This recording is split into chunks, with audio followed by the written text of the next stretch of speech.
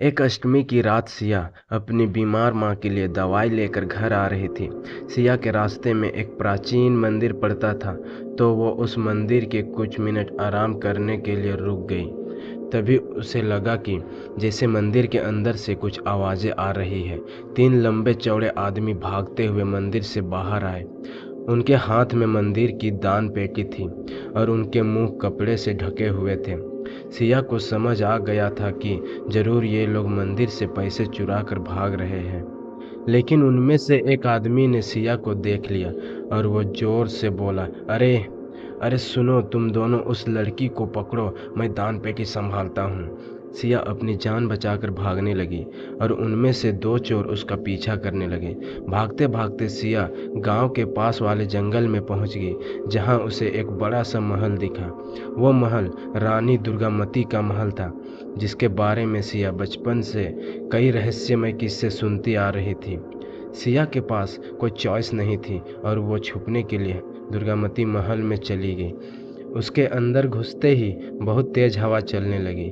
महल के एक कोने में एक बड़ी सी पेंटिंग लगी हुई थी। उस पेंटिंग में लाल साड़ी पहनी हुई एक औरत के गले में फंदा था और वो औरत उसी फंदे से लटकी हुई थी।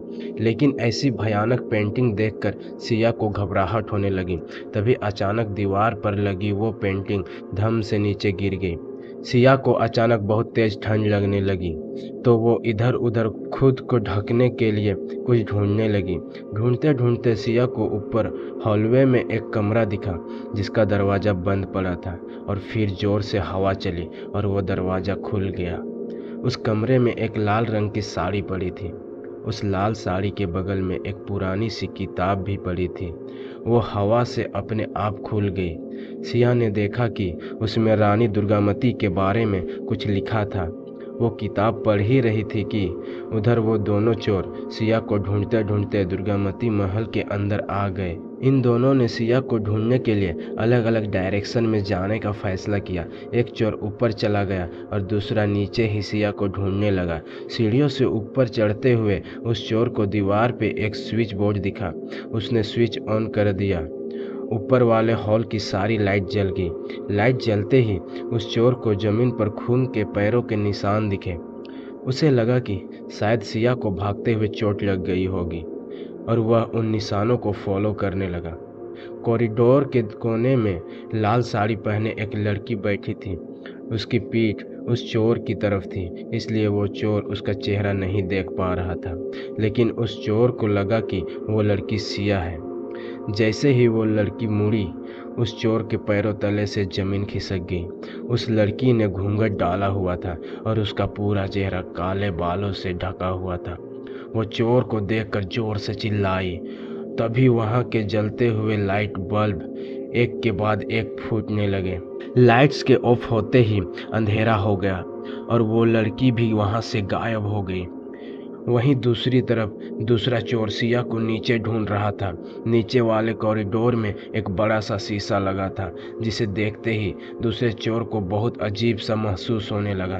तभी उसे शीशे में किसी की परछाई नजर आने लगी, पर जैसे ही वो मुड़ा, वहाँ कोई नहीं था। उसके बाद उसे एक कमरे में एक लड़की के रोने की आवाज़ आने लगी। वो भागकर कमरे के बाहर पहुंचा और नीचे से अंदर झांकने लगा। अंदर एक लड़की चल रही थी, जिसके पैरों से खून निकल रहा था। उस चोर ने अपनी पैंट की जेब से चाकू निकाला और जोर से दरवाज़ा खोला, लेकिन वो देखकर दंग रह गया कि अंदर कोई नहीं था। तभी उसे पीछे से किसी ने बहुत जोर से धक्का मारा और उसे कमरे के अंदर गिरा दिया। उस कमरे में एकदम अंधेरा था। वो चोर उठा और उसने अपना लाइटर जलाया और आसपास देखने लगा। 2 सेकंड बाद जब वह मुड़ा, तो वही लाल साड़ी वाली लड़की उसके सामने खड़ी थी, जिसने फूंक मारकर उस लाइटर को बुझा दिया। वो चोर इतना डर गया था कि वो जोर जोर से अपने साथी को पुकारने लगा। उसका साथी भी भागते हुए आया और डरते डरते उसके साथ महल के बाहर भागने लगा। वो दोनों हवेली के बाहर निकलने ही वाले थे कि उनको पीछे से एक बहुत ही डरावनी सी हंसी सुनाई दी। ऐसी डरावनी हंसी जो पूरे महल में गूंज रही थी। वो चोर बिना कुछ सोचे समझे उस महल से कोसों दूर भाग गए। कुछ देर बाद सिया भी वहाँ से निकलकर अपने घर चली गई। अगली सुबह सिया ने पूरा किस्सा अपने दोस्त को बताया। उसने कहा कि उसे पूरे टाइम उस हवेली में कई आवाज़ें आ रही थी, लेकिन जब तक वो दोनों चोर वहाँ से चले नहीं गए, वो हवेली के एक कमरे में ही छुप कर बैठी हुई थी। सिया ने अपने दोस्त से जो कहा, अगर वो सब सच था और अगर सिया वाकई पूरे वक्त छुप के बैठी हुई थी, तो वो लाल साड़ी वाली औरत आखिर कौन थी? क्या वह दुर्गामती का भूत था, या फिर सिया अपनी दोस्त से झूठ बोल रही थी और उसी ने उन दोनों चोरों को डराकर वहां से भगाया था? लेकिन उस भयानक पेंटिंग का अचानक से गिरना, उस लाल साड़ी का उस कमरे में होना, वो किताब जिसमें रानी दुर्गामती के बारे में लिखा था, उन लाइट बल्ब का अपने आप फूट जाना, वो खून से रंगे पैरों के निशान, ये सब सच लगते हैं। अगर कहानी अच्छी लगी है दोस्तों, तो वीडियो को लाइक, कमेंट और चैनल को सब्सक्राइब करके हमें सपोर्ट ज़रूर करें, ताकि हम आपके लिए ऐसे ही नई नई कहानियाँ लाते रहें। थैंक यू दोस्तों।